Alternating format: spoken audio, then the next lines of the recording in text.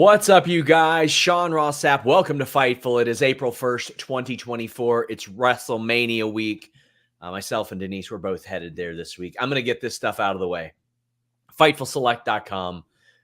Please go there, support what we do. $5 a month or $54 a year gets you exclusive news, over 2,000 podcasts. That's like 40 a month, I believe it is, and access to our Discord, which after WrestleMania is pretty much where I'm going to be at discussing wrestling for the most part, besides some news. So please check that out. Leave a thumbs up on this video. Leave a nice review on our audio platforms.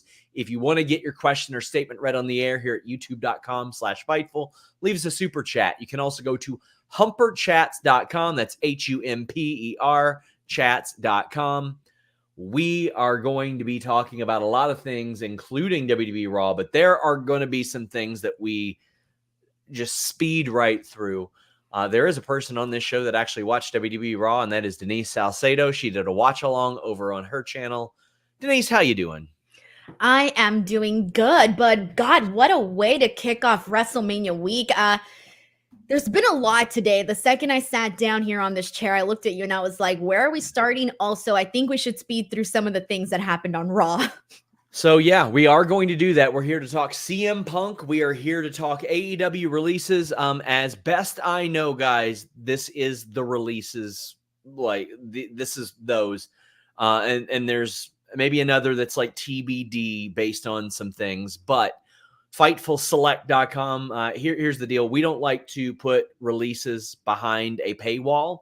So we put these on our free tier. So go ahead and check that out if you even want free scoops on occasion.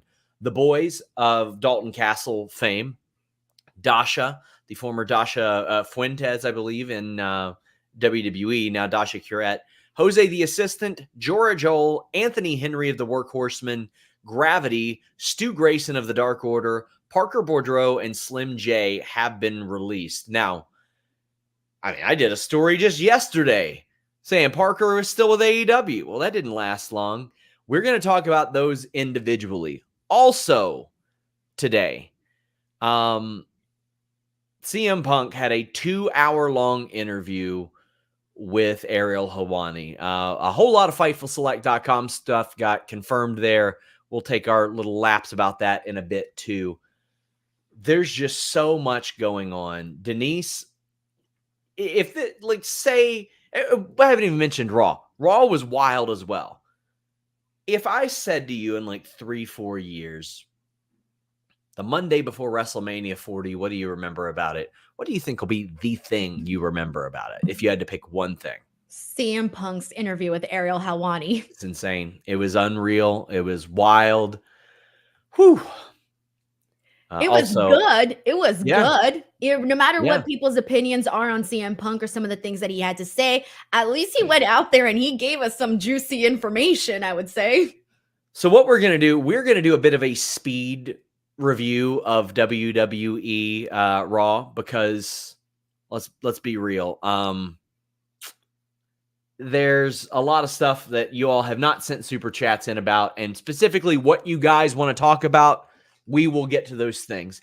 Judgment Day defeated DIY and New Day. There was a big concern here about Johnny Gargano online. Fightful Select was able to confirm he's fine. He's good to go. Judgment Day pick up the win there over DIY and New Day. Damian Priest just goes wild at the end and whips everybody's ass.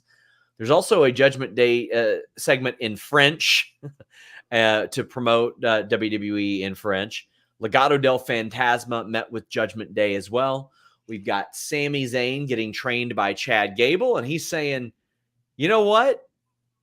I can do this, but he's saying that Gable's being a little too hard on him. This is something that was fantasy booked a little bit, Denise. Are you surprised or excited that they're doing this? Excited. I really like the way that they turned the story around. Also, the French thing was for the Paris Olympics, in Paris. That's what it was. Yeah. That's what it was. Let me tell you, I had some other stuff on my mind during some of this stuff. So if I don't necessarily have an incredible amount of insight, I do apologize, guys. KE775 says, I think Alba and Piper spoiled Clash at the Castle. Yes, I think it's Wrestle BR had posted stuff about possibly Scotland. So shout out to them. I saw that on Wikipedia and I was like, oh, I guess I missed the announcement. Yeah. Sami Zayn went on to defeat Bronson Reed via DQ because Gunther attacked, or from Gunther after he had attacked Gable. Gunther then beat the ever-loving piss out of Sami Zayn. I thought this was good because Gunther was like, hey, no amount of training that you're going to do from this guy or to this guy will help you. This is really this really feels like shades of Rocky. I liked what they did with the video package to the match, to the beatdown. The beatdown was my second favorite because I really love the video package, but the beatdown of Gunther dragging out Chad Gable's body like a rag doll, and then just like there was a moment where Sami Zayn was looking like his leg was moving. He was trying to get up, right? Like he was almost like an almost dead cockroach, but not exactly just yet. And Gunther saw that, didn't like that, continued the attack. This was really good. Rafael Garcia says, my new wrestling pet peeve is not hearing the bell when the match ends. Sammy gets a DQ finish, no bell. A no DQ match ends, no bell. Where is the bell? You know, it's something I didn't notice, and now I'm not going to be able to not notice. Hey, Rod. Twice today. Hey, Rod, just so you know, if you send super chats and you're an absolute gobshite, a dumbass, we're not going to read these. So we'll just ban you. We'll just, gladly take your money and not read your chats if you're going to be an asshole to people. So it's not like a law. We don't go to jail if we don't read your super chats or anything like that. But for those of you who aren't assholes or gobshites, send in your super chats, send in your humper chats. Kim says, have a great Mania week, you two. Well, thank you so much. Brian says, what about the Bray Doc? Bo Dallas to return at the Raw after Mania. So, FightfulSelect.com, best $5 in the business or $54 a year in the business. We had a big day today, and it started off this morning. We confirmed with people in WWE that a little teaser image that I'm going to put up right now was, in fact, a reference to the, I don't want to say upcoming, but the future return of Bo Dallas. And he's been under contract since 2022. Denise, I have not been able to watch the entire Bray Wyatt documentary yet today. I haven't been able to watch it yet either. Yeah, but I mean, what I saw of it was very emotional. But yeah, it's just I'm glad to see Bray getting back in the fold. Or seeing Bo get back in the fold and Bray honored in that manner. Leah Maivia, FightfulSelect.com, best $5 in the business, reported she was going into the Hall of Fame. That is confirmed as to happening. Lil Wayne going to WrestleMania. I love this segment with Jey Uso. I did not expect to see Lil Wayne, Denise. That was cool as hell. I know. I'm very excited to tell my aunt she's a big Lil Wayne fan. Is she? Yeah. Is that the aunt that I met at your wedding? All my aunts were at the wedding. Was it the aunt? I don't know which one is the aunt. I think you know which one's the aunt. No, I don't.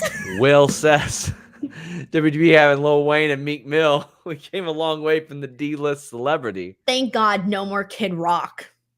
Sorry, I don't like Kid Rock. Listen, I don't either. But he's more than a D-list celebrity. I mean, but I don't care for Kid Rock. I mean, I do think it's weird he pretends to be a Southern boy when he could piss into Canada from his back porch. So, doesn't kind of weird. Ivy Nile and Maxine Dupree defeated Candice LeRae and Indy Hartwell after Maxine picks up a roll-up win. Candice was irate. I am getting more and more interested in Candice LeRae every week.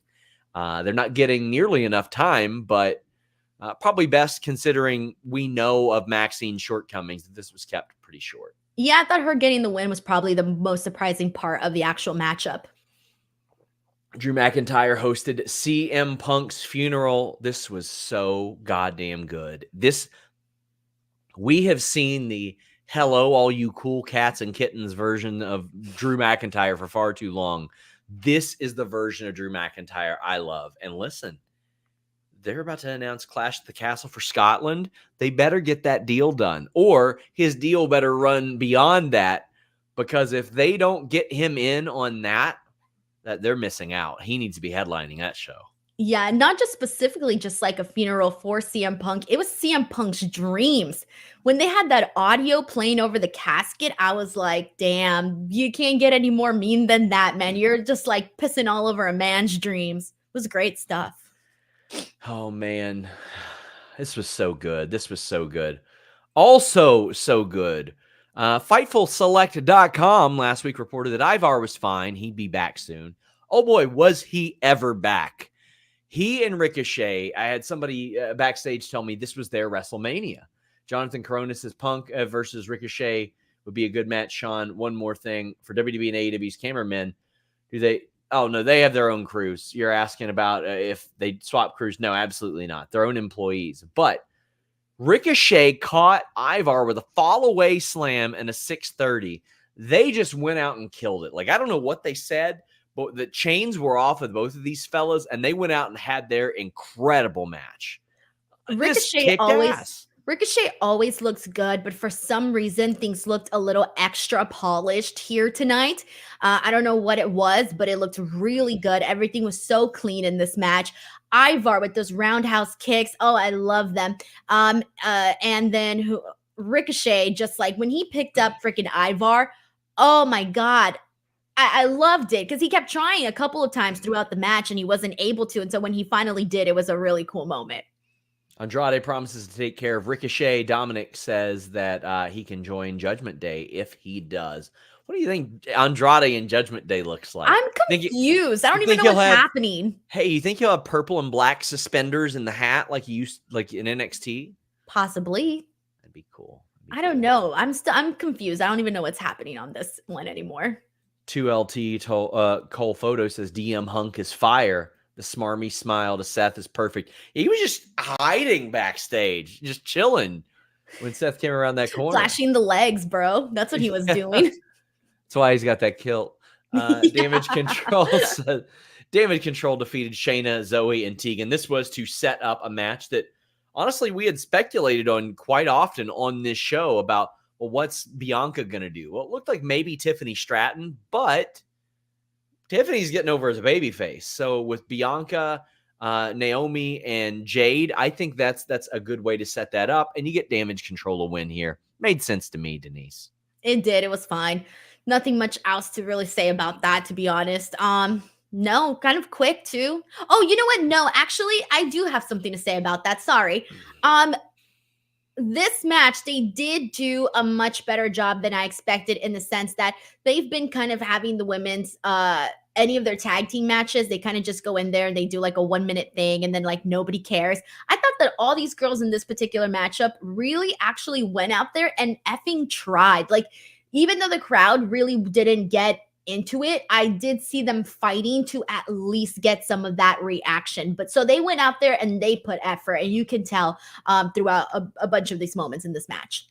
Tamala Paget says, hi, Sean. Hi, Denise. DWO for life. Well, to hell with you, Tamala.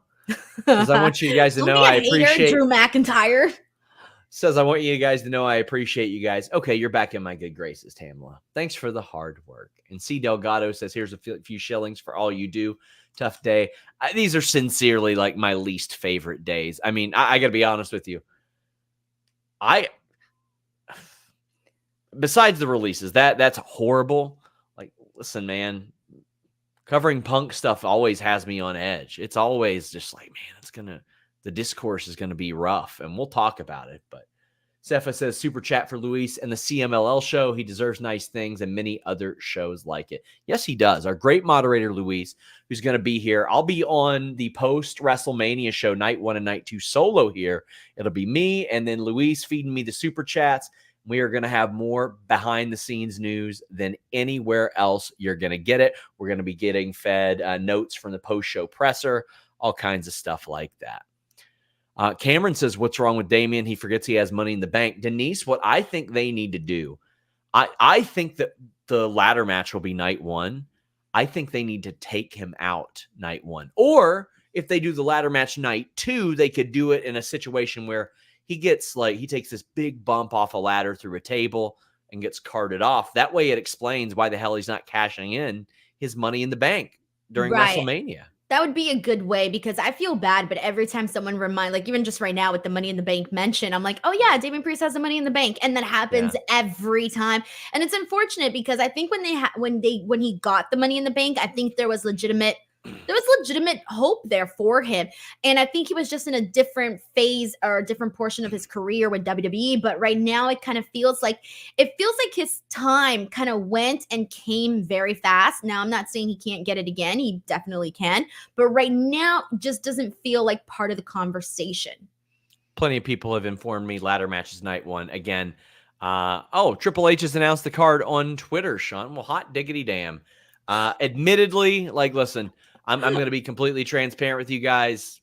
I was covering these releases today, and my focus wasn't quite on Raw as much as it was the behind the scenes element of things. So, he did a whole thread. Yeah. I'm gonna go through that and the betting odds of those pretty shortly. 2LT Toll Photo says, bruv, you getting choke slammed by Hornswoggle. I'm not even going to say what I said when I was watching that clip. Go ahead. What'd you say, Denise? No, it's too mean. I'll tell you off air. He couldn't even attack me face to face. No, I was making fun of you. I know, but he couldn't even attack me face to face. Well, I'll let our audience be the judge.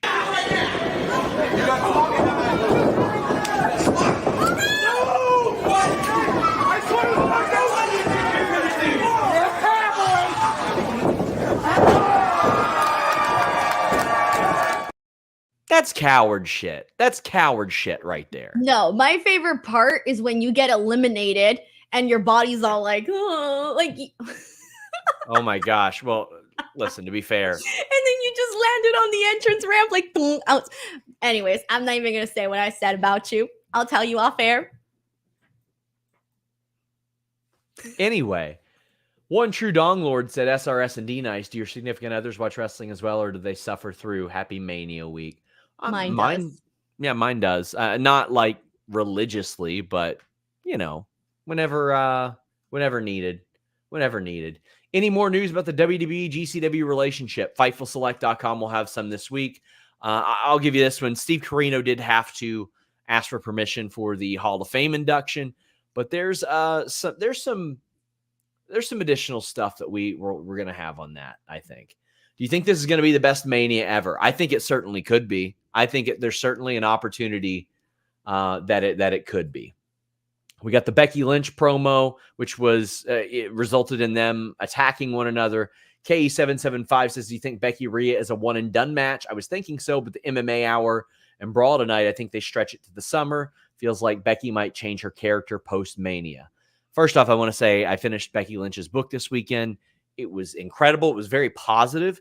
It was very self-aware. She took a lot of responsibility for a lot of things, but also she called out a lot of things, like with WWE Creative and all that. Like she was very, very honest. The MMA Hour angle I didn't quite like, because you went from CM Punk doing this very, very serious out-of-character interview to this kayfabe thing. But I like them just fighting. I like them just having to fight all the time, Denise. What did this do for you? I think I'm not expecting this to continue on after WrestleMania, only because I think what they did with the MMA Hour and then today was basically just a way to continue to heat up this match ahead of WrestleMania, as they should. It's a WrestleMania match.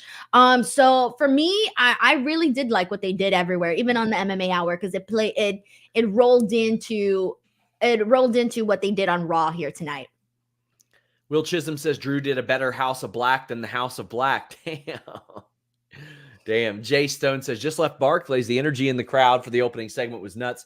Shout out to Ricochet. Looks like they're heating him up. It does look like they're heating him up. And shout out to Ivar for giving him so much and giving him an incredible match. That was fantastic. Brooke says, any news on Liv and Rhea? I would imagine Liv and Rhea are a program after Mania at some point. But it says anything about her at Mania or a Mania Battle Royal. Well, they're doing the men's Andre on SmackDown, which I loathe, Denise. I'm like, at least it's in Philly. At least it's there. I'll say that. I'm 100% okay with it. Yeah. Because it's not something that I really look forward to. Cam Watson said, but yeah, I haven't heard of a women's battle royal. Wouldn't mind if they did it on Raw after Mania, even like something like that. Just make it a Raw weekend or a WrestleMania weekend thing. Cam Watson says, caught a bit of Raw tonight. Pat had me dying. Just off the cuff, he said Gable was a doctor. Good shit. Support Fightful. Pat is wonderful. I think that the constant connection with him has been great. It's just been really, really great. And I'll tell you a constant connection for you guys. It's going to be great.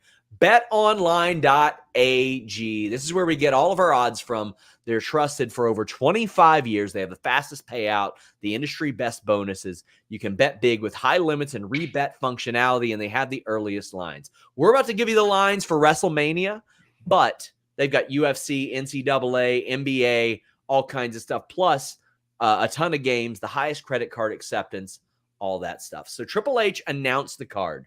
We're about to talk about the Bloodline and Solo and Seth, but let's run through this card. You got Rhea Ripley, Becky Lynch. Rhea Ripley is a minus 500 favorite, sizable favorite by BetOnline AG. You've got Gunther and Sami Zayn. Right now, Gunther is a pretty solid favorite over him. You've got the tag team title match, which as of now does not yet have odds set for it, but that's the ladder match. That's going to be the car crash match of the night, which I kind of thought Dominic and Santos Escobar against Rey Mysterio and Dragon Lee might be. I thought they might include a little bit of everybody in that, which I think could devolve into that. But Dominic and Santos are the favorites right now. I'm going to say, if I were a betting man, I'd put that on Rey and Dragon Lee. I think that'll happen. I think that they'll pull off something special there. I think that they'll go that route. You got Bianca, Jade, and Naomi against Damage Control. Putting the tag team champions in a match that is not a title match, I think, is a recipe for them losing. And as a result, Bianca, Jade, and Naomi are massive, massive favorites. By far the biggest favorites on the show. You got Jey Uso versus Jimmy Uso that night. Jey Uso is a favorite. I wouldn't doubt that they maybe give Jimmy the win because he might need it a little bit more, but also Jey is super over. Then you have the Bloodline against Cody Rhodes, Seth Rollins, Roman and The Rock are big favorites there. On night 2, you have Seth Rollins, Drew McIntyre. Drew McIntyre, a big favorite. I think that's a pretty safe bet. Bayley, a massive favorite over Io Sky. You got LA Knight, a big favorite over AJ Styles. I think these are all smart bets. Logan Paul, a big favorite over Owens and Orton. I think Owens and Orton will cost each other the match and feud after that, so I think that's probably a good one. The Pride versus the Final Testament is going to be a bunch of meat and a bunch of shit getting broken. Non-stop, just mayhem. I think that Bobby Lashley and the Street Profits at minus 200 probably makes sense. By the way, for everybody asking, I ain't heard shit about Grayson Waller and Austin Theory getting pulled. I don't know where that's coming from. And the big one, Roman Reigns, Cody Rhodes. Cody Rhodes is a favorite. BetOnline AG. You can bet on wrestling, my friends. Check them out. Man, tell any sponsors out there, where are you getting 3-minute ad reads at? Sean Ross Sapp, that's where. Get your super chats, humper chats in, my friends. Chris says, SRS, I appreciate the work you do. Screw the trolls. Oh boy, I'll pat myself on the back in a bit. Don't worry. Don't you worry. Tracy says, bad storms coming your way tomorrow, Sean. Stay safe. This is news to me. I did not know that. Didn't know that. Gorilla Press says, hey, Sean. Hey, Denise. Stopping by to support. Raw was a 9.3 out of 10. How would you two rate it? Denise, I think you are a more fair judge of this than me tonight. I would say if I had to rate this one, like on a scale that they did, I would probably say like a 6.5, 7, somewhere around there. Okay. Cameron says, do you all think that this week Raw was underwhelming after what happened last week? Feels like we should have got a little bit more. Be safe traveling. I do feel like there was some inconsequential stuff. I do think that it ended pretty hot. I thought that was good. I thought it started and ended hot and had a couple of spots, but I think SmackDown is going to be a big one. Also, we found out Roman Reigns is inducting Paul Heyman into the Hall of Fame. He said he was going to leave and write his speech. He didn't actually leave, Denise. So Roman just going to go out there and be like, hey, guys, He's just gonna wing it, maybe. I think Paul Heyman said he's gonna wing his own speech, so maybe he'll wing his own. And I think it's harder to wing an induction though than an actual acceptance speech. So I think it's harder to do that. So I don't think he will. But what was I saying? What were we talking about? We were talking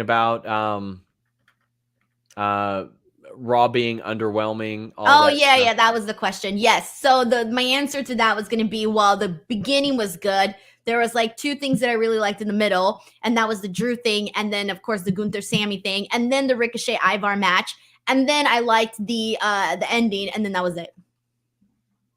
Jonathan Corona says glad signs are back. When Vince was in charge, there weren't a lot of them until now. Do you question when you guys? Listen, I don't understand that one. If you're asking me if I prefer Triple H or Vince in creative, Triple H by far, but I couldn't quite make out that question. He also asked who's the new Collision announcer going to be. I know they would like for it to be Ian, but they're just using him when they're in a pinch. They've got a few announcers. Where's Clash at the Castle going to be? Wrestle BR reported Scotland. Bloodline segment. So we had Roman Reigns, The Rock out. The Rock was out. His entrance has expanded to include the Brahma Bull and all that. What did you think about this opening segment, Denise, with The Rock and Roman? You know, I didn't realize how long it went, and that's a good thing, because when something takes up a huge amount of the show and it doesn't feel like it did, I thought that was really good. But I thought the crowd was really invested in this. I was trying to read the body language between The Rock and Roman Reigns. I was trying to gauge if I can sort of predict any of the how the story is going to play out at the end, just based off of their interactions. And I kind of felt like there was some moments where I'm like, when Roman Reigns is talking, I'm not so convinced by The Rock's facials in terms of how he may feel about Roman Reigns. So I was trying to read into that whole portion of it all. But I thought they did a good job here, where it felt like there was a lot of energy. And then of course when Seth Rollins came out, I thought they had a nice little back and forth. And I think that Seth coming in from the crowd and doing his promo from the crowd added a lot more energy, because it felt almost like the fans were involved, because you literally had the fans all up on Seth Rollins. There was one guy who had his phone so close to him, I could see. So I could see Seth Rollins's the zoom in on his nose on that phone. That's how close up it was. But all of that kind of just made it feel. There was one big thing that I thought was interesting, and again, maybe reading too much into it, but it was when Seth Rollins basically questioned who had bigger balls. Was it Roman Reigns or was it The Rock? Who do you think, Denise? I mean, what are we I think, I don't know. I don't want to even answer that question. But what I'm trying to get at here is I think he did that for a reason, to not only to just further turn these two, but it could be a thing of I don't know. I feel like this is leading somewhere. And that was a big little piece that I took from it. Zach says, honestly, I'm grateful to get to share peak Rock with my kids. He was such a huge part of my childhood. It's been a blast to see him through my kids' eyes. Been a rough week, so this was cathartic. SRS, I hope your comfort bird is doing well. Zach, my friend, it's doing great. I keep it right here on my desk. I truly appreciate this. I love it when people give us thoughtful gifts like these. I thought you were going to bring out a real bird. Nope. The comfort bird. He gave it to me, and I have treasured this. He gave this to me, and I legitimately almost died of COVID a couple of days later. And I just remember that sat there. Yeah, it sat there right there on my end table with me. So I really appreciate Zach. Thank you so much. And he brings up also, this is the most I have enjoyed The Rock since he told John Cena, enjoy your Fruity Pebbles. Yep. You yabba dabba bitch. So I never romanticize The Rock quite like some people, but what I try to think of is, okay, how I just felt about Sting is how an awful lot of people feel about The Rock. And they're getting a run out of him that they didn't expect to ever get. Yeah, I was thinking about that today, where it's kind of crazy that we're sitting at it. We're watching Raw in a time period that after so long of The Rock going off and living this fabulous life as a Hollywood actor, we're now sitting here and we can say that not only did we see The Rock on the show, but we've been seeing him almost every single week, whether it be Raw or SmackDown. And then in particular, we saw him not only open the show, but also close the show. There's a lot. I'm just popping at Brandy Rhodes. What did she put? She said, "Oh, so now a bitch got a black belt? Okay." You remember the last time that happened? Oh. She said, Oh. I can't remember who she said it to. I think it was Was it uh, what's his Dan face? Lambert. Dan Dan Lambert. Lambert. Yeah, Dan Lambert. I figured it was Dan Uh, Lambert. It's always Dan Lambert. Zach says splitting the tag titles at Mania per match rules, and then let's see, where's the other person that says how do you dictate betting on the tag title since they'll be split in the ladder match? What did I miss here? Say that again. What? There's people saying that the tag titles are going to be split. Now again, I I was think that's covering. just the people's predicting. Is that like a fantasy booking thing? Was there Yeah. something that I They didn't missed? say anything that I caught them saying about the tag team titles being split. Like I have not. I don't see anything on the card No. about this. Like No, that's just fantasy booking. The Rock also showed little girls climb. He says when both titles forgot get about pulled. that. Hold on. He says when both titles get pulled from the ladder. Like what? Okay, the match will continue until all the titles are grabbed. So you just got to go like this, bro. Get them all.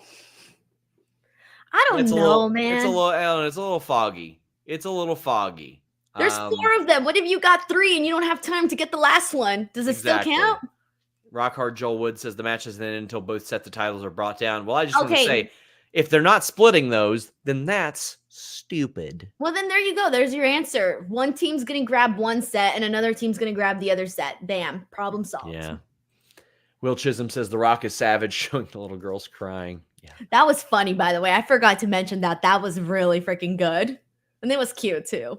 Vin says, banger week for you two ahead. Good luck. Rock is still one of the best sellers in the game. Yeah. John Eric Taylor said, guess neither one of y'all watch the show. Well, John Eric Taylor, let me just say to you, go fuck yourself. I was covering people, unfortunately, losing their jobs during Monday Night Raw. I have proof of me watching the show. Yeah. Yeah. On occasion, you might miss a line or two. That's why we have a producer, moderator, wonderful people in our live chat. But there were some other things going on. So go get some consensual bitches and then go fuck yourself. Enjoy. New Lac City says, I'd give Raw a 7.5. Had some highs and some mez. Big mistake having Seth hype up a fight with Rock and Roman, only to have the main event to be Solo and Roman, or Solo and Seth. Crowd was pissed. There was no finish. Rock continues to be MVP during Mania season. I got to agree with New Lac City. It was very weird to hype that up and then deliver it in the, oh, we're going to pull it away from you heat type of thing. Like, that's what they used to do. So Seth Rollins wanted The Rock. He wanted Roman tonight. Bloodline rules. He got Solo. It went to a no contest. Trey Cash sent a very generous Humper chat. Thank you, Trey. Says, first off, appreciate everything you do. Well, thank you. He says, do you think Roman retains at Mania, seeing as they planned him and Rock first? Watching the documentary and listening to Roman, get the feeling his story might be the one they're telling, not Cody's. Trey, I think at this point, and I want Denise's thoughts as well, I feel like they run the risk of eroding a lot of goodwill with the audience by doing that. WWE, at its most successful, is a babyface territory. And what I mean by that is look at the 80s, Hulkamania. Look at the Attitude Era. We're talking Austin. We're talking The Rock. We're talking Mick Foley. A babyface era. Even the early 90s with Warrior and Hogan to some degree. A babyface territory, and I think it is the time. I've said this time and time again. That whole family, the Anoa'i family, has done such a good job that the head of the table is the most important thing in that family. Denise, what are your thoughts? Well, I've gone back and forth with this a lot, but of course, my overwhelming opinion on this is that I think it would be just wrong and messed up if they don't have Cody Rhodes win. Like, you can't do this to this guy twice in a row. Like, what did he ever do to you? I mean, maybe you could give a bunch of things, right? Whatever. But it would not be the way to go. Now, I am a little concerned because I started thinking about this. And last week, what happened last week? The Rock lays out Cody Rhodes in an attack. What happened this week? The Rock and Roman lay out both Seth Rollins and Cody Rhodes in an attack. That's 2 weeks in a row. Now we're getting this night one match is a tag team. I was under the impression Rock and Roman are defeating Seth and Cody, right? I believe so as well. Correct. However, after these 2 weeks of seeing them get laid out like this, especially Cody, because that's twice for him, is that going to happen again 30 times in this tag team match? It made me start to wonder, what if that's not what happens? Yeah. And that's where I started going, damn, are they going to have them get laid out 3 times, Cody Rhodes 3 times, and then get his win at night 2 WrestleMania? Like, that's not exactly what I'm expecting here. So then I started worrying, well, what if Cody and Seth defeat the Rock and Roman, which I don't think is going to happen, but let's just say it does. If Seth gets the win, that would be interesting. Now, if Cody gets the win, that would be sort of worrisome that he wouldn't actually get the pin the second night. Sure. Do you see what I'm saying? Like, all of these little things are impacting, well, if this happens, maybe this will happen. It's like a domino effect. And that's where sort of my mind is going, where I'm playing with these patterns of like, what if this scenario happens, then that means this scenario might happen, or the chances are higher of that scenario happening. Sean says, is Roman losing the title on Sunday? I think so. He says, are you doing Mania predictions? I just kind of did in the Bet Online read, but Stephanie Chase will be here Thursday. Is there a chance Cody doesn't win on Sunday? Yeah, of course. There's always a chance. Always a chance. Rock Hard Joel Wood, you got duped by a fake quote, my friend, so we're not even going to read that one. Sorry, friend. You can send another super chat if you'd like. Bud Lightyear says, assuming both titles change hands, which title would be on what show? I think Cody would be on the USA Network and WWE SmackDown. However, I think there's a chance maybe they pull double duty in the fall, because I could see Raw staying on the USA Network through the end of the year, honestly. Will Chisholm says, it's cool seeing The Rock all in, staying 3 hours and not leaving like Brock did. Mr. Acosta, Roman did as well. Roman hung around. Mr. Acosta says, just left Raw. Very happy I saw a generational ass whooping. The crowd was hot for it. Definitely need to overbook shenanigans Sunday. That's what I want to see. I want to see Avengers Endgame. I want to see crazy shit. I want to see a lot of that. Cody came out. He wasn't medically cleared to be there, but they got that ass whipped. And that's what we needed to see. We needed to see them at least go out there and have this like blowout before the official blowout. Yeah. If Roman retains, how are he and Cody booked after? Well, it's got to be something with The Rock. And then I don't know how Cody's booked. I don't know how Cody can maintain the interest. I mean, people will feel bad for him, but you going to have him face Dominic on pay-per-view again? They did that. They got his purpose. There's plenty of people, I think, out there that they can make this work with. I don't think that people are going to lose interest in Cody because he's, wins. As a matter of fact, I think more people are going to be interested to see how his story continues, because this finishing the story is one thing, but how, we want to see the happily ever after. How does it turn out for at least the time being? Somebody said, unfortunately, WWE acknowledged the fake quote on commentary tonight and treated it like he actually said it. My God. What Sean quote? About, why are you making me fucking read it, Denise? Okay, about him going home. About Who's him going home? Quitting if he loses. Who? Cody? Roman, Jesus Roman? Christ. Okay. I'm sorry, you didn't explain it well. Now we're going to have these people that are like, guess what they said on Fightful? They said... No one's going to say that. Yeah, that never happens. No, it won't happen. Sean says, who else helps Cody in the main event besides Jay and Seth? I feel like it should be like everybody that's ever been wronged by the bloodline. I feel like that's who it should be. The ghost of bloodlines past. Exactly. I don't know about Stone Cold like everybody else is saying, but Mr. Andrews says wrestling trope logic tells us babyface win night one now, which makes no sense, but then the faces get their ass kicked, an entire feud plus the tag match. I think that it ends with Cody winning. I just think it is such a slam dunk, but last year was too. Mr. Showtime says it's getting real awkward for The Rock, for when The Rock says he and Cody were in on the plan to take down Roman together. that are plans changed. No, I think that Roman Reigns emerges from this the babyface against The Rock. I think that he will be the one that gets the babyface reactions. I think Rock is a great heel right now. He surely is. Yeah. And that attack with the belts and everything taking off the shirt, all of that was just like chef's kiss. It was really good. Daniel says, hey guys, great work as always. Cody Roman finish, if you guys had to predict. I think it's going to be Avengers Endgame and then a clean crossroads and a pin. Cody celebrates, people put him on his shoulder, blah, blah, blah. And then you pan back and The Rock maybe gives a dirty look to Roman. Something like that. Yeah. Maybe something like that. Says, I think either Rock turns on Roman or Roman actually wins and gets dethroned in the Garden, breaking Hogan. Hogan doesn't have a record, friend. Hogan doesn't have a record. There is no Hogan record. He's got like the 3rd or 4th longest reign. Not a record. Jay Frizzle says, what do you think the plan B is if Roman, Cody, or Seth get hurt night 1? What would be the break glass in case of emergency for night 2? I think if one of them gets hurt, there's going to be enough bullshit and gaga in order to kind of cover up for it. And we've seen what Cody will work through. So good luck getting him to not work through something like that again.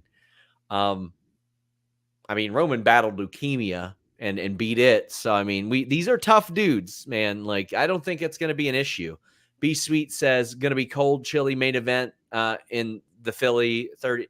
They'll have the ring heated probably through pipes like they did at but what about us? The people in the building? I don't know. My ass will be sitting right over there watching it in my studio. Because it was cold for WrestleMania 39, by the way. Oh yeah, that's what I heard. Like the way that it's like shaped, like all of the freaking wind was just gushing in one direction. It was like standing in front of a big giant hallway, and so everyone's there like. Literally, that's what it was like. So now I'm not looking forward to like being cold in Philadelphia because that's going to be worse. We still got plenty to talk about, guys. The releases, CM Punk, all that stuff. Luis Montoya says, loving this year's unpredictability compared to other years. He says, if Cody loses again, it'll be a bigger shocker than Taker's streak ending. What's your favorite Mania ever watched and attended? I've never attended Mania, but my favorite is Mania 19. What about you, Denise? You've never attended a WrestleMania? Nope. Yo. My favorite, I hate to sound generic, but it is WrestleMania 17 because it was my first Mania that I ever watched, not in person, but like live on TV, like at the same time that it was happening. Every other Mania before that, I watched on replay years later. But I mean, there's a reason so many people say that it's great, and it's because it's great. Because it's really good. Yeah. And my favorite WrestleMania that I attended, honestly, I really liked all of them, but I'd probably have to say WrestleMania 35 for personal reasons. Okay. Apex Caliber says, if Roman retains, do you have him break San Martino's streak? Man, that's how you eventually kill a territory, I think. And not to say that Roman isn't great. He's incredible. It's just like 3 more years. I just don't see how you do that. I don't see how you do that. But I know how you guys do something like, I don't know, get WWE Network back or, get a great deal on these pay-per-views that you're going to be buying. Nord. Buying pay-per-views on NordVPN.com/Fightful is going to enhance your pay-per-view buying process. Now, one subscription to NordVPN has so many different benefits, but if you're a big pay-per-view buyer like myself, UFC, boxing, pro wrestling, all that good stuff, any combination of the 3, if they're doing a fight circus or something like that, this subscription will pay for itself after 1 or 2 pay-per-view buys. Change your virtual location, pay for it at the prices that other people are paying for it in the UK, in Australia, etc., and you can get different interfaces. Maybe you don't like Peacock and you want to check out the WWE Network the way that it used to be, the way that it was designed to be, the easy navigation, so on and so forth. Maybe you want to watch AEW without commercials. Maybe there's some other overseas services that you can't subscribe to and you want access to them. NordVPN.com/Fightful gives you that with a great deal and a 30-day money-back guarantee. Even better, 24/7 tech support. So if you have trouble navigating any of it, they can help you out. fastest VPN on the planet, nordvpn.com/Fightful. Daniel Brown says, how's Gable going to play into the IC title match? Sorry, I assume you're going to have a prediction show. Can't wait. I'm not going to be on the prediction show. I'll be in Philly. I mean, maybe we'll do one on Select or something, but Stephanie Chase will. I mean, I think that he'll factor in somehow. I wouldn't hate it if he cost Sami Zayn the title and then they feuded after that, Denise. I think that could be a lot of fun. I think Sami Zayn needs to win this with the story that they're telling. Yeah. Stephen Harden says Rock or Roman show up on the Raw after Mania next week. I think they both are on the Raw after Mania next week. I think if they were smart, they would do that and they would condition fans and say, hey, we know last year sucked ass, but this year is going to be really, really great. For it. They got to make up for it big time. Yes. We've got Crazy 101 saying, do you think Tony, or actually we're going to talk about the cuts now. I mentioned all the people that got released. Crazy 101 says, why did AEW do budget cuts? Also, isn't Henry hurt? So the reason I was given, which I don't agree with this, Anthony Henry was hurt outside AEW. I have not heard if there are non-competes or grace periods. Do I think Tony will continue to hire free agents? I do. I believe this is probably a Koshe Irby thing. And it's wild because FightfulSelect.com had just reported that he was getting praised for a lot of his money-saving things. But this is something that AEW primarily didn't want to do. They wanted to just do deals and then basically let them expire. Now, there's a whole lot of per-appearance deals that were cut as a part of this. So these people, some of them aren't missing out on money, but still, I hate reporting about cuts, period. It sucks. I wish the common nature was that everybody saw their deals out, but that unfortunately isn't the case. Most of these people are not being used a lot. The boys were featured pretty heavily on ROH TV. Dasha was the ring announcer.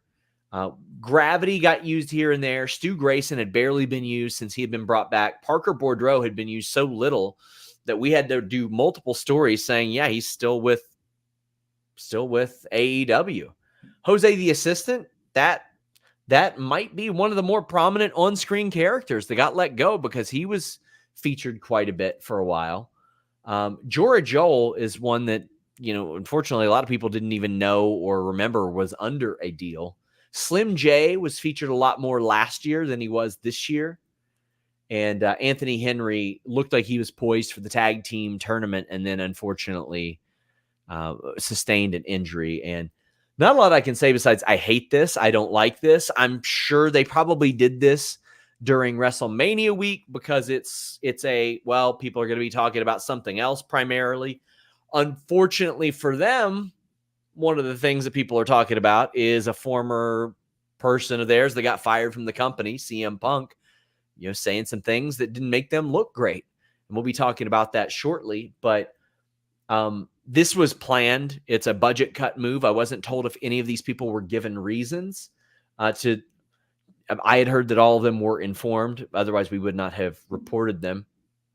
But Rock Hard says, whether he was hurt outside AEW or not, cutting a guy while injured on the same day a former star revealed they didn't help or check on him while he was hurt is certainly a choice.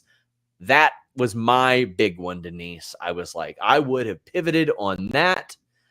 I don't know the nature of this deal. I don't know if they said, hey, we'll pay you until you're healed up, etc. I hope they did. And if not, I hope they do because that is the right thing to do in that sense. I know he got hurt outside the auspices of your company and stuff, but I mean, it's within your deal that you allow them to do that as well. What are your thoughts on this? There weren't a lot of heavily featured names, but listen, these are people with jobs and families and the like. I do not know about non-competes for those asking. Yeah, well, I mean, I think you covered it there where it's one of those things where no matter what, we're always going to, find something wrong with this because it sucks. Nobody should ever have to lose their job unexpectedly. That's the worst. Especially when it's your dream. And might be the only option at this point for a lot of these names, because some of these names, Parker Boudreaux, for example, has already been on the WWE side and things didn't work out there. So then it's like, okay, there's this saving grace in AEW. And then, well, look, it didn't work out there. And so when you kind of have those options kind of feeling, at least for now, that they're not, I mean, you can always come back, right? You can always come back, of course, but feeling like those things are taken away, that sucks. Honestly, it sucks, right? But a lot of these names were not surprising at all because we haven't seen them. And so I don't know if maybe it's hard to say that maybe they expected it or didn't expect it, only because AEW hasn't had these where you have all these like mass releases. Like they haven't had this. Like this is new for AEW. And part of me thought like at some point it was going to come, because there was a lot of people that were part of that AEW roster where I'm like, I haven't seen this person in forever. So I think like maybe you could have saw it coming to a certain extent. But again, like you said, I think for the most part, Tony has had the reputation of just letting contracts expire. And once it expired, okay, you're not going to be re-signed and you move on from there. I do want to say one thing about Dasha, and that is that I thought that she was the best ring announcer the company has. I still think she's the best ring announcer the company has. And I actually think they made a mistake by not putting her as the main ring announcer, because I do think she was is the most, well, I guess not is anymore, was the most talented ring announcer that they have in AEW. So that was very unfortunate that she never really got to fully show that. She filled in a couple of times. Cool. Yeah. But that was sort of the extent of that. And, that's unfortunate. But yeah, that was pretty much like the one that I was probably most surprised by was Dasha. I think the boys will get work.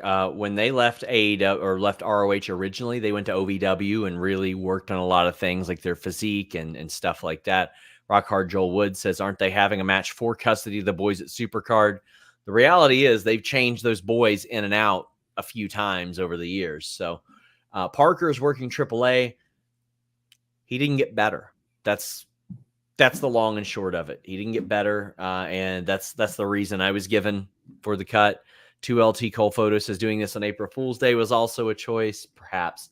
Stu Grayson will get today bookings. Was April Fool's Day. I feel like I stopped caring about that holiday when I was like in middle school. Like middle school, I hated April Fool's Day, and you knew it was coming. As an adult, it's like, oh, it's April 1st, April Fool's Day. Maybe some people will make some dumb jokes on social media, but I don't really feel like people are really talking about April Fool's Days as much as it used to be talked about.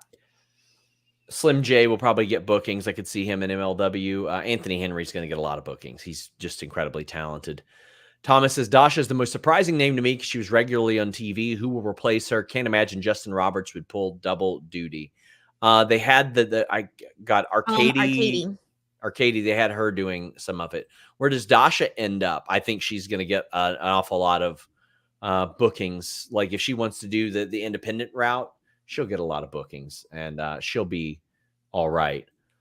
Daniel says, last one, percentage, Cena, Austin, both appear at Mania or get physical. I'm going to say about 75%. I think there's a really good chance. Really good chance. Can you guys settle a bet between me and my brother? Who do you believe will be on the main roster first, Tama Tonga or Jacob Fatu? Will either be at Mania. If they go crazy at Mania with bringing in everybody ever, then maybe. But I think Tama Tonga will be on the main roster first because he's worked. They've tried to get him for 10 years. If they had Fatu come out, let's just say I would have like the craziest reaction ever because I love him. Yeah. Zach Ament says, why isn't Solo in a match at Mania 18 months in? He is, buddy. He is a part of the two main events. That's what he will be a part of. He'll be there like this. Yeah, he'll be involved in some capacity. So, Kyle says, hey, Sean, is there any update on Sheamus? Also, big fan. Not that I've heard. His deal was going to be up in early this year, but he had a shoulder injury. Let me just drop a message to Luis, our moderator. Patrick says, Sean, it's so nice you met Denise's aunt. You two still in touch? I wish. Cole mentioning the rules of the ladder match makes me think the titles will separate. I'll see if I can get some more details there. I'll see what I can find out. But I'm I know there's one thing you guys can find out. You can get your penis good and hard with Blue Chew. You know, Fightful and Blue Chew have been at it a long time. Maybe you've been at it a long time. Maybe you're lacking that motivation. Maybe you're lacking that confidence. You don't think you have what you once had. Blue Chew is here to get you there. BlueChew.com and the code FIGHTFUL. You'll get your first shipment free. Of what? Well, it's a chewable tablet that has the same ingredients as Viagra and Cialis, so it gets your performance ready to go. It's prescribed online. It ships straight to your door. You do an online consultation, and if approved, you'll be back to that main event level performance. Sometimes it's not even about performance. It's about that confidence. And Blue Chew is going to make sure that you have that. Blue Chew and the code FIGHTFUL. Your first shipment free. Just pay $5 shipping. What is there to lose? BlueChew.com and the code FIGHTFUL. Okay, let's talk about it. CM Punk did a 2-hour-long interview with Ariel Helwani today. Talked about AEW, talked about the Jack Perry thing. I will paraphrase it as best as possible. It's BB says, if you had the interview with Punk on the MMA Hour today, what follow-up questions would you have? I would have asked some things like, well, if you had an issue with talking to Colt Cabana without an attorney, why did you have an issue with the Young Bucks talking to you via an attorney? I would say, do you think the way that you handled things in the immediate aftermath of the scrum were the way that you had conveyed that you would handle them during the scrum, with the door always open, etc.? I thought Ariel Helwani asked a lot of questions that, quite frankly, only Ariel Helwani could get away with, given his level of comfortability with Punk. I thought he did a pretty damn good job. I know you could look at it any way. You could say, bias. And, he did have an angle on his show for WWE right after that. I think he got probably the most answers that we are going to get out of CM Punk on this situation, unless CM Punk happens to get sued for this and we go to Discovery. Other than that, there are NDAs signed in which he says are not related to anything that he did. He joked a little bit about his UFC run. He's like, why the hell did I do that? He talked about departing AEW. I thought there was something very smart that he said that I think could have helped a lot of this. He said, and, he did take aim at some members of the media, and he said, if you're more worried about 5-star matches than filling up the venue, we're not in the same business. And later on, he said, I don't think we are in the same business. And maybe if I would have realized that sooner, things would have been a little bit better.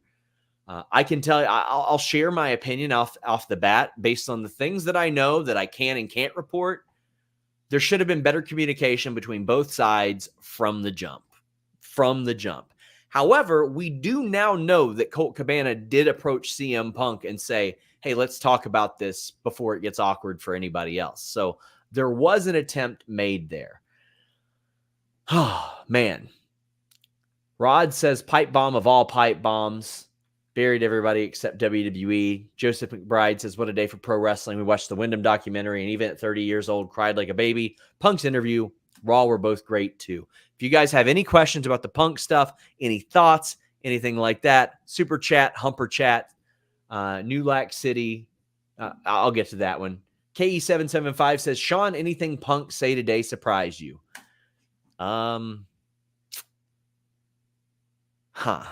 Let's see. Yes, the part where he said that he signed an NDA, but it wasn't for anything that he did. Yes. I thought that was one of the most surprising ones, because there are only certain amount of details that we know. Sean, I'm sure you have a bunch of details that maybe you couldn't get. Maybe that's why that doesn't get surprise me. confirmed. Sorry to interrupt you, but based on the conversations that I had with him, in which we've not had for a while, nothing contentious or anything. It's just usually when me and this guy talk to each other, some bad shit has happened, right? We didn't exactly have many conversations where it's like, hey man, how are you? There were a couple, but usually it's, man, I hate this horrible shit that's happening. And he at least said he did too. So that didn't really surprise me that much, because I've seen some of those, but I honestly was surprised that he said, we're not in the same business. And if I would have realized that sooner, maybe things would have been different. I feel like there was a little bit of accountability there, at least. But I don't, I hold out this perpetual hope that time heals all wounds because of the stuff that Punk overcame with Triple H and got there. He heavily credited Nick Khan for making this happen. I thought that he did a great job answering the Vince stuff. Great job there. He said that he saw him once and then said no interest there. So I'm going to go through so many of the things that he said. By the way, I had the greatest typo of my life in a Fightful Select story. The term mend fences was attempted, but there was an N left out and it said mend feces, Denise. No. Yeah. And with the Vince stuff, it's like, oh boy. Well, let me tell you. Not fun. It went down during all this, but it has not been mended. Punk did confirm that he's doing the kickoff show both days of Mania. He says that he'd never be allowed on TV if with gray beard if Vince McMahon was there. He's cautiously optimistic he can return in half the time from his current triceps injury because of the other one, and says he's motivated as well. He really, really went in depth on his return as well. But he also said if he saw Tony Khan, he'd be like, "Hey, Tony, how you doing?" It doesn't really seem like he has any issue with Tony Khan. He does very much have an issue with how things were handled. Listen, I'm going to pat ourselves on the back here. He confirmed like a shit ton of Fightful Select reports and a lot of Fightful Select reports that people were really dickheads about, to be quite honest with you. Denise, you can confirm this for me. The Monday before Survivor Series, off air, I said, do you remember what I said to you? Yeah, that Monday you said that there had been conversations between Triple H and CM Punk.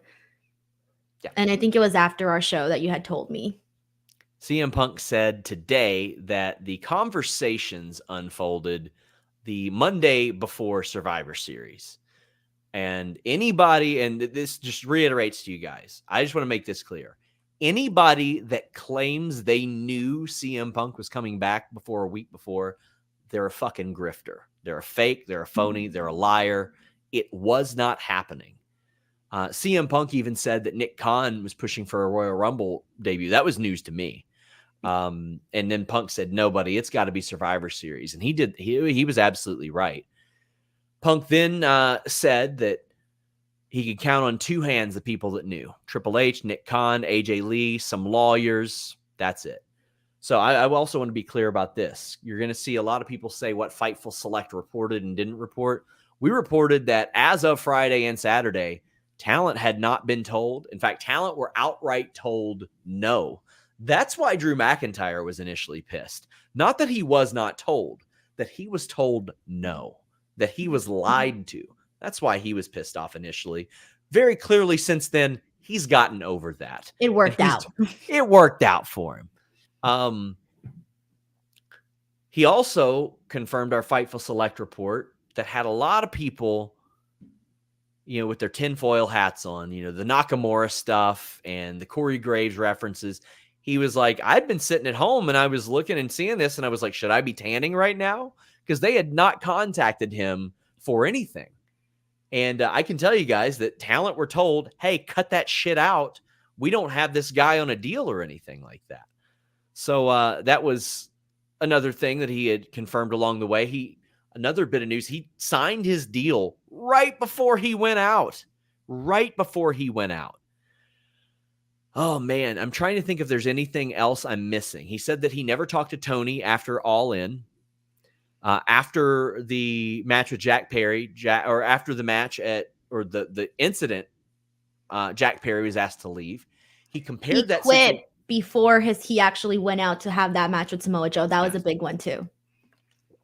Gosh, I kind of got lost on that, but then that it seemed like he kind of knew he was out, but I can tell you, I did have conversations with him after that, and that never got brought up between the match and the time he got fired. Now, I'm not privy to every bit of information, but He said he was ghosted while he was injured.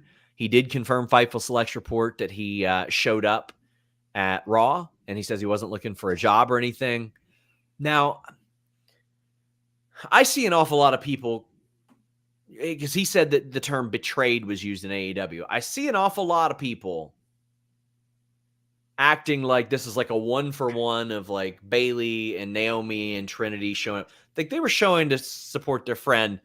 There had been some pretty contentious shit between Punk and AEW up until this point. Even as they were trying to bring him back for Collision, which he said he was not in favor of, by the way. I don't think it's exactly a 1-for-1. I think that the communication was absolute dog shit throughout the whole thing. But N. Simmons says, if stories like of Jack Perry and TK not talking are true and not a work, I would make amends with him after this interview. Tony Khan might be the greatest never meet your hero story ever. My God. Denise, based on what we have gotten through here, what are your thoughts on this? I mean, you're going to probably be talking about this quite a bit this week, and we will again on Wednesday on the Hump, but how'd you feel about it? Well, this one, first of all, was a great interview because there was a lot of information, some of which you went through that I did not know, and a lot of people did not know, and a lot of it that had me just like with my jaw dropped. I understand why CM Punk says and acts the way that he does sometimes. Like, I know there was a lot of people kind of angry at CM Punk saying that Colt Cabana was the bigger person by basically trying to initiate some sort of conversation with him, and CM Punk basically telling him like, I'm not talking to you. I understood that because they went through some shit, you know? We don't even know like the personal aspect of what it takes to not only lose someone that you're really close with, because they were both really close with each other, but the stresses that a trial and court and all the law and things that went with everything of that, like the stress that puts on a family, that puts on an individual. I can see why part of him was hesitant to even trust this guy, even just to have a simple little conversation. So it's one of those things where I think people see it and people see it in different ways. And the one that got me, where there was a lot where I was like, damn, like, you know, CM Punk is right on this one. But the one where I kind of felt bad, and I legitimately felt bad, was when he said that Tony Khan was a really nice guy, but he wasn't a boss. Yeah. And I thought it was sad. I thought it was sad because, yes, it to a certain extent, I think that is true, because we've seen it. We saw it firsthand in the media scrum. We saw CM Punk, you know, go off, and Tony Khan didn't do anything. And I felt bad because to be a nice person is not a bad thing. But when you're a boss, of course, you're supposed to be doing, you know, you're supposed to be a little bit, have a harder hand, right? So I felt bad for Tony Khan in that aspect, because it's just not something that you want to hear, that you being too nice could be a detriment to the company, right? The other thing that I felt bad about actually was when when CM Punk said that they were not a business, that they were not in the business of drawing or selling tickets or this and that. And the reason why I felt bad for that is because I have seen Tony Khan do, and you've seen it, you cover it, we cover it, like hundreds of interviews with all of these different media outlets and local media outlets and national and whatever, just to try to sell tickets and get the word out about AEW. And yeah. I think for them for the part where he said that, it's not a business, I felt bad. I felt bad for AEW on that one, because no one wants to, when you're the, I guess you can say, alternative to WWE, no one wants to be told, oh, your product ain't shit. You guys aren't shit. You guys are not even a real company. I thought that was kind of sad. And I did feel bad for them in that sense. And then the other thing that I thought was interesting was, and this should be probably talked about even more, I thought, was when CM Punk said that there was certain, when he was talking about Jack Perry and certain talent not wanting to work. I thought that was very interesting. And I thought that there was a lot of truths to what CM Punk had to say about his perception of things. There's a lot of misconceptions too, though. Like Jack Perry had a pre-approved vacation, and he wanted to film the segment before he went on vacation. Like, you're allowed to take vacations and stuff like that. But AEW has a very unique schedule, because I know a lot of people think they just blow money. They pre-tape a lot of stuff. You will often see Fightful Select report hey, this was actually filmed last week, because then they don't have to bring the talent in the next week, spend $1,000 on a flight, hotel, etc. So, I mean, that's a way that they can save money and all that stuff. And for people who faux outrage over, well, they ain't got a bad business model, I'm gonna break a little news to you guys. It's a private company. They are not answering to shareholders or stockholders. They are as successful as Tony Khan and Shad Khan deem them to be. If they want to operate that company at $100 million profit or $50 million loss, they can do that. And CM Punk is a very smart guy, and that's why he said, maybe we're in different kind of businesses, and also said it'll be around as long as Tony Khan wants it to be around, because he can afford to. And there are a lot of people that, especially online, that people are like, just pretend that this isn't a thing. Like that they're not trying to keep a stock price high. They're doing whatever they want to do. Now, are there plenty of things about their business that I disagree with? Oh, hell yeah. There's so many of them. But there's also some things that I disagreed with regarding Punk. Like, for instance, he said, my goal was to sell at least one more ticket than the last time we were there. I went to the Rupp Arena show in January, and then I went to the Rupp Arena Collision show, and there were about, 20 or 2,000 something less people there. And that was his last Collision, I believe, that he ever did. And it was a chore to get through. It wasn't necessarily great. I have major issues with like the talent relations guy not being allowed to be at Collision. I'm like, what the hell's going on there? And then there are a lot of things that I look at with Punk, and I'm like, he's right. Like there's elements of this that I think that he has reflected on and grown on, especially that we are in different businesses thing.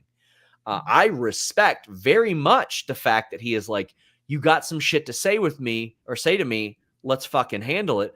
Because in a video that dropped today, Randy Orton even brought up a situation like that, where he told Punk like 12 years ago, oh, no, you didn't get me. Then Orton was shit talking Punk to Arn Anderson, and Punk went up to Orton and said, you talking shit about me? Let's handle this right now. You just lied to me. I respect that to a degree. I don't think it always needs to devolve into blows. He compared it to the Chael Sonnen and Vanderlei Silva interaction, where he saw an impending threat and decided to choke Jack Perry. He said that he didn't do anything that would justify Tony Khan saying that he feared for his life, but he also couldn't put himself in Tony's shoes. I was told that AEW felt like it was pretty open and shut based on the footage that they had available. I guess we'll see what comes out of that, because there are NDAs in place and there are elements of that could devolve, I think. KE775 says it doesn't seem right that Punk paid for his own surgery. It seems like a bad look for AEW. I want to get some more clarification on that, because he said that Doc Sampson helped him get that squared away. If he, maybe I missed that, but if he financially paid for it, AEW needs to pay for it. He got hurt in their ring. I would be shocked if that wasn't just like a misconception thing.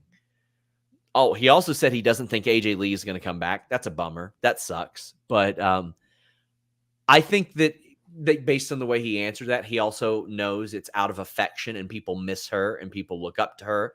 And you've got a whole group of female talent that were inspired by her being the main character on WWE Raw. So I think he handles that with grace as well. Patrick Doyle says, I'd like a second opinion on how AEW is run.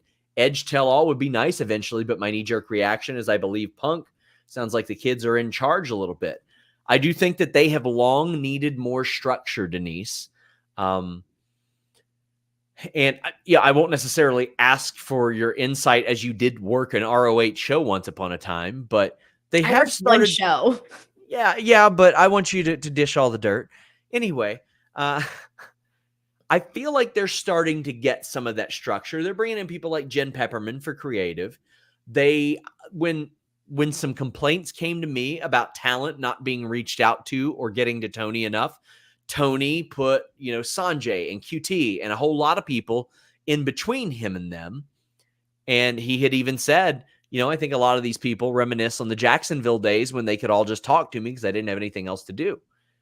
Koshe Irby, the releases suck, but they needed a COO. There were some things that needed streamlined and straightened out. Any other notes from this that you think maybe we've missed? It's covered so much ground. I was gonna say there's definitely a lot, and I'm trying to think if there was anything else that you added that you didn't add. But I think there was just a lot of detail.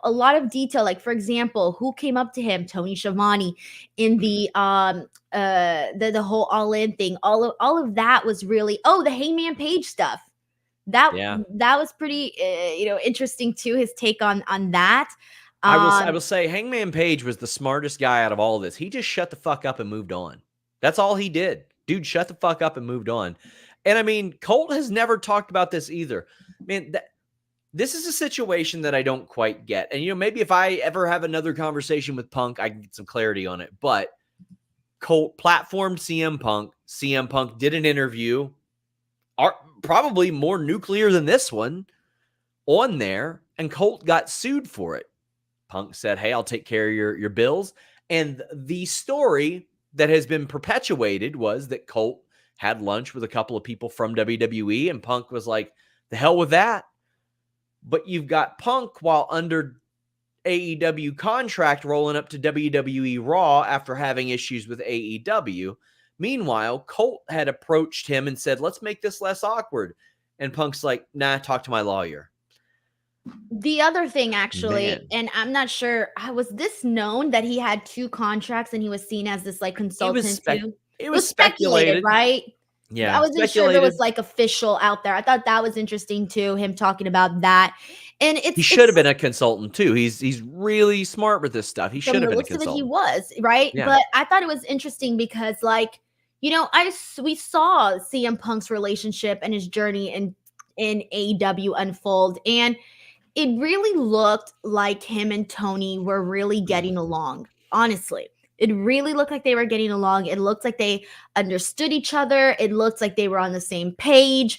And CM Punk truly looked happy in AEW for a certain time period. I'm curious because one of the things that Ariel asked him was, he had said that there were some people that kind of didn't want him there from the start, right? And I'm curious as to when these red flags started happening, because just remembering all of CM Punk's interviews and media scrums and all of these things that he did, he seemed very happy in a lot of these. I mean, he was emotional. He was crying. He was so thankful for AEW and just everything. So when did things start going? I know when they started going down.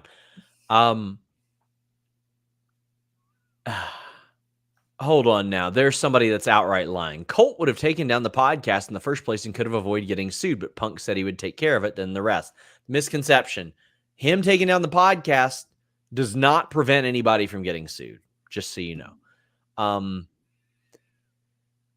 I think the workers' rights promo is when it truly started.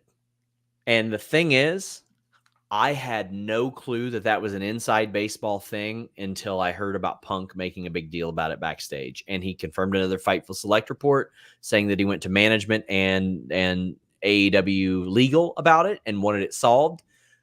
I mean, there have been other issues with major stars that have led to some departures because they felt like AEW management didn't handle some things.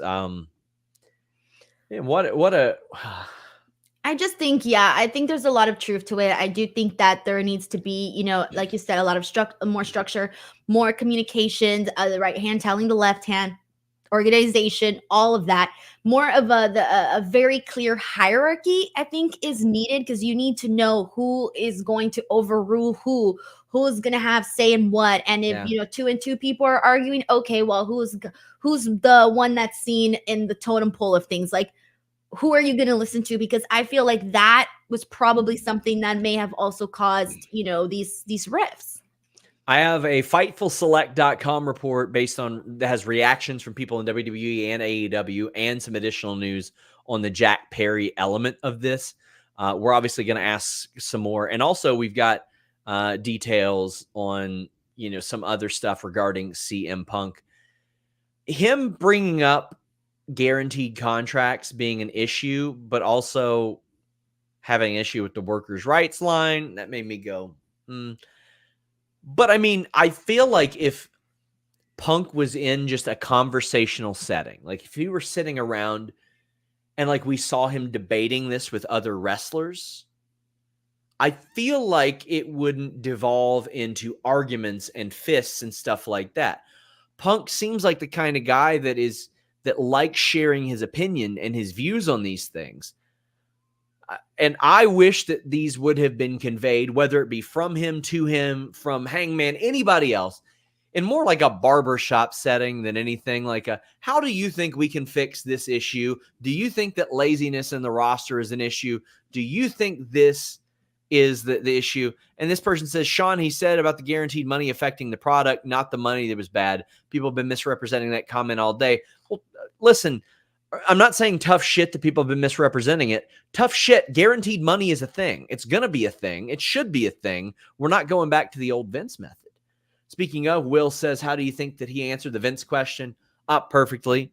He said there's nothing positive about it. And I thought he did a wonderful job with that. And I'm not surprised. It was a human answer, I think, because a lot of people come out and they sound really, really like a statement type. Like I'm just saying all of the key buzzwords, and he didn't come across that way at all. He came across as just more authentic in how he felt about it. And I was when he brought up the Chris Benoit stuff, I was like, he knew Chris Benoit, he knew Vince McMahon. I didn't know Chris Benoit, I didn't know Vince McMahon. Okay, I want to hear him correlate these two things together. And I thought that he did I thought he was honest. I really felt that he was honest in how he kind of talked about the Vince McMahon stuff. Yeah, I agree. Guys, please leave a thumbs up on this video. Broadway Joe says firing people on April Fool's Day is crazy. I don't give a shit about April Fool's Day. I don't care about that. It's just, I hate people getting cut. And he says, I thought it was a little bit more awkward because you had this hashtag going around with the thank you AEW, which was great because, after all the things CM Punk said, but then a couple hours later you get the releases, so it's a little awkward. Yeah, it's unfortunate. They'd planned it. Hey, Dustin, you've asked this a bunch of times. Send in a super chat or a humper chat. You can get your question or statement read on the air. Pat says, great at promos, yet bad at communicating. Love him. There's a lot of people like that, though. And I also want to say this. It really looked like Punk didn't want to talk about this. It really seemed, especially from the jump, that he was like, I don't really want to talk about this, but he knew he had to at some point. But no, I don't know. I think he did want to talk about it, but he just knew what it was going to cause. And I think that's the part that he didn't want. Fair. Rock Hard Joel Wood says, any idea where Clash of the Castle is being held? If it's Glasgow, would it be a good way to convince Drew to re-sign? I think it'd be an enticing thing for sure. Scotland is the rumor. New Lac City says people forget TK comes from the NFL and basically said that these athletes and wrestlers fight or don't get along, but they need to figure it out. Jack Perry's comment was not enough for Punk to choke him. Some for Hangman's boss doesn't equal babysitter. That's also true. But I know that the issue internally with Perry wasn't that Punk disagreed with him, because I think he left that conversation being like, you know what? Okay, I didn't get my way. It was that it made its way to the media, and he blamed Punk for that. New Lac City also says, Punk is not 100% wrong. SRS redeemed again. Well, thank you. He goes, but he lacks all self-awareness. Says he's nonviolent 30 seconds after admitting to choking Perry. Workers' rights turned into guaranteed money bad. Friendly reporters are bad. And then with Ariel sitting right in front of him. Listen, I mean, I can't tell you how many times I got tagged in, oh my God, he buried you, SRS. And I'm like, he confirmed a half dozen of our reports and debunked 0 of them. I've spoken to the guy in the past. I never had him bury me to me personally, and I don't feel like he's the kind of guy that would have an issue burying me to me personally. And I ain't trying to speak for him, but he ain't ever said that stuff to me. And if he ever felt like it, he would not have an issue saying it to me. Our reporting about him has always been accurate. Eddie Melendez says, worrying about star ratings, then the attendance being quarter full and viewership hit my soul. They do focus on high quality matches and then story. If that's their business, that's their business. And I don't have to agree with it or disagree with it, but I'm glad that he recognized it. I thought that was the most enlightening thing. And I was like, you know what? That's a great way to approach things. Did Ariel ask any questions about WrestleLicious? Do you know what WrestleLicious is? No. A lottery winner like 14 years ago tried to start like a new Glow Women of Wrestling stuff, and it lasted like one filming, and Alex and Kate just like started to dig into it a couple weeks ago. But Denise, you'll never guess who was involved. You? No, absolutely No, not. but I heard about watch it. WrestleLicious from someone, but I'm trying to remember who and why. Probably I do Jimmy know about Hart, this. one of the 72 times that we've interviewed him, because he was involved with it. I don't know. I was actually talking about this with somebody. I just don't remember who or what the topic was about. But now that you mentioned the lottery thing, that's when it all came to me. Yes. Dustin, you have spammed our chat with the same question. Sorry, you're getting timed out. Matthew England says, do you think there will be legal ramifications from this? I think there could be. Matthew England also says, also Punk said AEW paid for his surgery, but had to logistically figure out recovery. Man, listen, it's been a crazy day. I still got to dissect this. I'm going to read the transcript as well. Rock Hard Joel Wood says, how long before Tony fires off a 10 rage tweet response? He's gone off on Twitter for a lot less. I don't think he is. Personally, I think he'd be more likely to take action than to tweet some shit. Yeah, I think the fact that he's not tweeting is kind of the interesting part. Mike Anubi says, been toying with something. Would they swerve us by having Cody and Seth win night one, but someone who is not yet explicitly in the bloodline like Jacob Fatu interferes, costing Cody his story? I think that would be a wet fucking fart, Micah. Having somebody, listen, all due respect to Tama Tonga and Jacob Fatu, the 60,000 or however many there on night two probably don't have a great grasp of who they are. With Bo, do we think it's a new character? It seems more fiendish than Howdy with the run attached at the end of that documentary. I think it'll be probably a new character that sort of like we saw with Bray, where it's like a split and maybe an homage. Pat says, what's Dexter Lumis' thoughts on CM Punk? The person who's been spamming us has been asking about Dexter Lumis nonstop. Wait, that's what the comments was about? Dexter Lumis? On like, a night like this, when we have 50 million things to talk about, we were being asked about Dexter Lumis? Yes. Guys, get in your super chats, get in your humper chats. Please leave a thumbs up. A reminder, The Hump is live on Wednesday at noon. And keep your eyes peeled on Fightful Tuesday. We've got a bit of an announcement coming about something else we're bringing to the fold. Tin Ruza says, thoughts on the Paul mentioned in the Vince update. Is this potentially Paul and Nick's last Mania? The love letter is gross. It is gross.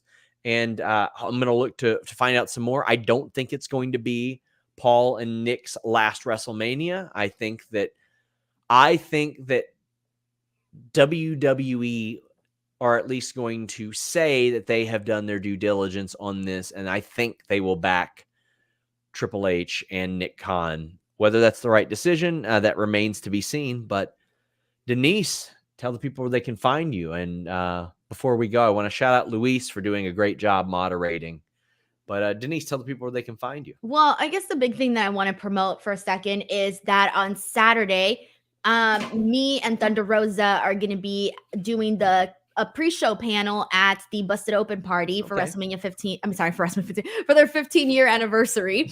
And the Raging Climax. And so that is going to be happening at the 2300 Arena. Doors open at 12. It is free. Me and Thunder Rosa are going to be on from 12:30 to 1:30, and then after that, it's the main show. But if you want to come see me and Thunder Rosa, that's 12:30 to 1:30.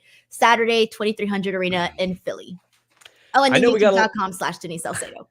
I know we got a lot of you guys that are new here. Here's our schedule. We're live every night for the next 2 weeks. Raw, NXT, AEW, TNA and ROH, SmackDown, Death Before or Super Card of Honor. It is. I believe there's an NXT post show as well Saturday, WrestleMania night 1 and 2, Raw after Mania, and then it just restarts. I'll be live for the Hump on Wednesday my God, I've got the hiccups now. Wednesday at noon. We've got Grapsody every Saturday in most cases. We've got In the Weeds over on Fightful Overbooked. It is one of the best morning shows that you'll ever see in wrestling. Just incredible there. We got interviews dropping nonstop. We're going to have a bunch this week.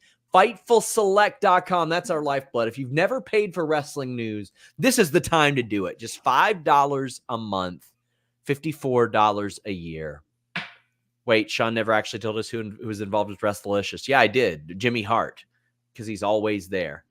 Check it out. I'm on Discord on Fightful Select. You have to subscribe to get it. If you need help hooking it up, go over into the comments of one of our posts. One of our great viewers will help you do it. That's where my Q&A is going to be this week, and that's where I'm going to be interacting mostly after WrestleMania. Denise, I will see you in a few days, I guess. I will see you there. Until next time, guys, we're out.